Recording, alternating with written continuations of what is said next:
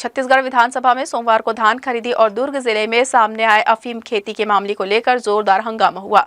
कांग्रेस विधायक कवासी लखमा ने बस्तर संभाग में किसानों की धान खरीदी नहीं होने का मुद्दा उठाते हुए कहा कि आदिवासी किसान धान नहीं बिकने के कारण केसीसी लोन तक नहीं चुका पा रहे हैं। उन्होंने आरोप लगाया कि मजबूरी में बस्तर के किसान दूसरे राज्यों में जाकर धान बेच रहे हैं।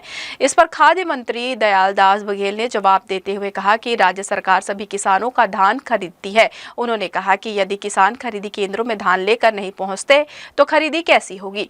मंत्री ने इस जवाब पर विपक्ष ने असंतोष जताया और सदन में हंगामा शुरू हो गया। इसी दौरान नेता प्रतिपक्ष डॉक्टर चरणदास महंत ने दुर्ग जिले में सामने आए अफीम खेती के मामले पर स्थगन प्रस्ताव लाते हुए सरकार पर गंभीर आरोप लगाए। उन्होंने कहा कि छत्तीसगढ़ की पहचान धान का कटोरा के रूप में है, लेकिन वर्तमान हालात में यह अफीम का कटोरा बनने की ओर बढ़ रहा है। उन्होंने मामले की स्वतंत्रता एजेंसी से जांच कराने और विधायकों का दल बनाकर जांच की मांग की। वहीं गृह मंत्री विजय शर्मा ने सदन को जानकारी देते हुए बताया कि 6 मार्च 2026 को दुर्ग जिले के पुलगांव थाना क्षेत्र के समोदा गांव में अवैध अफीम खेती की सूचना पर पुलिस ने छापेमारी की।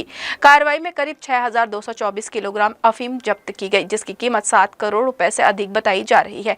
इस मामले में 3 आरोपियों को गिरफ्तार कर आगे की जांच जारी है। देखिए, हमारी सरकार जब से आई है, चाहे किसी भी तरह का अपराध हो, उस पर सख्ती से कार्रवाई हो रही है और इसमें भी दोषीदार है वो गिरफ्तार हुआ है, उस पर अपराध पंजीबद्ध हुआ है और उसकी जांच होगी और भी लोग उसमें सम्मिलित होंगे तो उनके ऊपर भी सख्ती से कार्रवाई होगी। पुलिस के मुखबिरों के द्वारा पुलिस को सूचना मिली और पुलिस ने पूरी कार्यवाही की।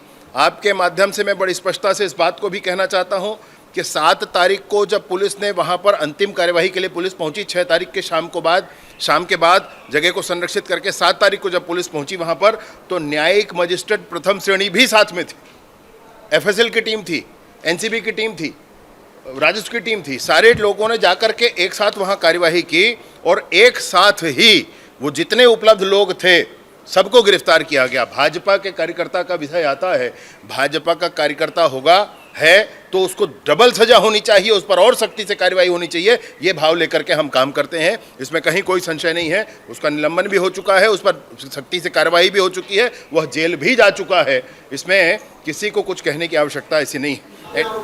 निश्चित रूप से जितने फार्म हाउस है और पूरा सीमावर्ती है, बस्तर से लेके सरगुजा तक और 8 राज्य से घिरा हुआ है हमारा राज्य है, जसपुर से लेके आपके सुकमा तक कहीं भी अफीम की खेती हो सकती है और इसलिए सघन जांच की आवश्यकता है। यहाँ से 50 किलोमीटर के और नज़दीक ही एक व्यक्ति विनायक ताम्रकर जो कि अफीम की खेती कर रहा था, जो अवैधानिक है, उसको पिछले 4 साल से खेती करने खुद चंद्राकर जी ने स्वीकार किया और ये असंवैधानिक भी है। इसका मतलब ये है कि प्रशासन के सहयोग से, प्रशासन के इच्छा से और प्रशासन के जानकारी में वहाँ खेती हो रही थी और जानबूझकर के सरकार इस खेती को बढ़ावा देना चाहती है, ऐसा हमारा आरोप है।